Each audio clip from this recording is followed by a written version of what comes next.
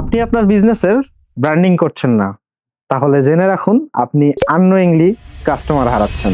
অনেক বিজনেস ওনাররা মনে করে যে আমার প্রোডাক্টটা পারফেক্ট হলেই যথেষ্ট, প্রোডাক্ট ভালো হলে ক্লায়েন্ট এমনিই কিনবে, সার্ভিস ভালো হলে ক্লায়েন্ট এমনিই কিনবে।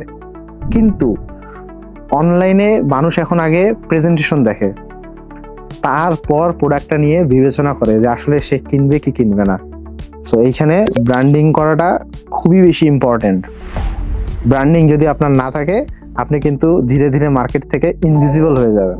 ব্র্যান্ডিং মানে শুধু লোগো বানানো না, ব্র্যান্ডিং দিয়ে ক্লায়েন্টদের মনে জায়গা করে নিতে হয়, একটা ট্রাস্ট বিল্ড করতে হয়। কনসিস্টেন্ট পোস্ট, কনসিস্টেন্ট কন্টেন্ট বানানো, কনসিস্টেন্টলি আপনার সিমিলার টোনে একটা মার্কেটিং করে যাওয়া। এক্সাম্পল হিসাবে নেন, ধরেন দুটা পেজ একই রকম প্রোডাক্ট বিক্রি করতেছে। প্রথম পেজটা করলো কি, রেগুলার পোস্ট করে না।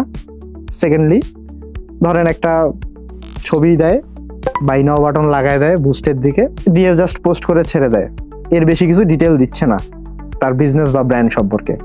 সেকেন্ড আর একটা পোস্ট আছে যারা কন্টিনিউয়াসলি পোস্ট করতেছে, মাঝে মধ্যে ভিডিও দেয়, তাদের প্রোডাক্টের কোয়ালিটি নিয়ে কথা বলে, যারা প্রোডাক্ট পারচেস করতেছে তারা যে রিভিউ দিচ্ছে সেই রিভিউগুলো নিয়ে পোস্ট করতেছে প্রতিনিয়ত।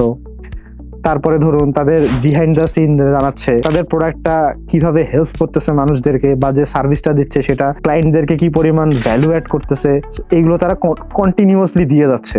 সো আপনি এখন চিন্তা করুন কারা বেশি প্রফেশনাল। অবভিয়াসলি যারা ডিটেলে দিচ্ছে, কারণ তারা যেহেতু তাদের মেমোরি শেয়ার করতেছে, তাদের সার্ভিস শেয়ার করতেছে, সার্ভিসের কোয়ালিটি শেয়ার করতেছে, after sale service quality share করতেছে।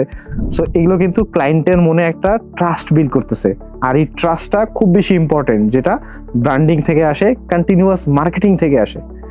এটা যদি আপনি না করেন তাহলে আপনিও কিন্তু মার্কেট থেকে হারিয়ে যাবেন, মোরাললেস আপনি কাস্টমার হারাবেন। ব্র্যান্ডিং না করলে আপনি শুধু প্রোডাক্ট সেল করতেছেন, ব্র্যান্ড ক্রিয়েট করতেছেন না।